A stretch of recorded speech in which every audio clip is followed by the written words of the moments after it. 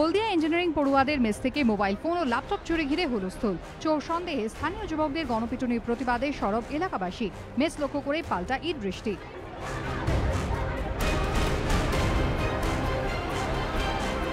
হলদিয়ার ক্ষুদিরামনগরের এই মেসে একটি বেসরকারি ইঞ্জিনিয়ারিং কলেজে প্রায় 50 জন পড়ুয়া থাকেন। অভিযোগ, সোমবার মেস থেকে কয়েকটি ল্যাপটপ ও মোবাইল ফোন চুরি হয়, আর তারপরই চোর সন্দেহে মেসের পড়ুয়ারা কয়েকজন স্থানীয় যুবককে বেধড়ক মারধর করে।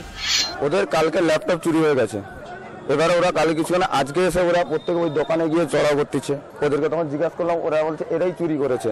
এই নিয়ে চুরি করতে করতে ওদের কাকিমার উপরেও হাত তুলতে যায়, ছোট ছেলেটাকে মারছে। সেই কারণে আমরা উপরে ব্যাপারে করছি। এই করতে হতে মারামারি হয়েছে, আমার ঠেলে দিয়েছে, তার ঠেলে দিয়েছে দোকানের কবজা যেটা ছিল সেটাই মাথায় এখানে ঢুকে গেছে। স্থানীয় বাসিন্দা এক মহিলার দাবি, কোনো প্রমাণ ছাড়াই তাঁর ছেলেকেও মারতে যান মেসের ইঞ্জিনিয়ারিং পড়ুয়ারা। বাধা দিলে তাঁকেও মারধর করা হয়। আমি ওর পেটের উপরে ধরে এরকম ছেলেকে ধরে রেখেছি, ওর বাবা গলে ঢুকে গেছে, ওর বাবার চারদিকে মারছে। আমি এই উঠে পড়ছি, এদিকে যখন মারছে আমি উঠে পড়ছি, যা উঠে পড়ছি দুদিক থেকে। কোনো প্রমাণ ছাড়া স্রেফ চোর সন্দেহে স্থানীয় যুবকদের মারধরের খবর চাউর হতেই মেসে চড়া হন ক্ষিপ্ত এলাকাবাসী। শুরু হয় ইট বৃষ্টি।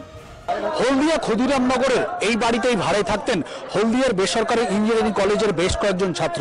অভিযোগ, এদের একটি ল্যাপটপ চুরি হয়ে যায় এবং শুধুমাত্র সেই সন্দেহের বশে স্থানীয় কয়েকজনকে মারধর করা শুরু করে। এরপর উত্তেজিত হয়ে পড়েন স্থানীয় বাসিন্দারা, তারা বিক্ষোভ দেখাতে শুরু করেন। ইটের ঘায়ে জানলার কাঁচ ভেঙে যায়, কয়েকজন ছাত্র আহত হন বলে অভিযোগ। শেষমেশ খবর পেয়ে সেখানে পৌঁছন হলদিয়ার এসডিপিও তন্ময় মুখোপাধ্যায়। মেস থেকে ছাত্রদের উদ্ধার করে পুলিশ। দীর্ঘক্ষণ পর পরিস্থিতি নিয়ন্ত্রণে আসে। বিটন চক্রবর্তীর রিপোর্ট, এবিপি আনন্দ, পূর্ব মেদিনীপুর।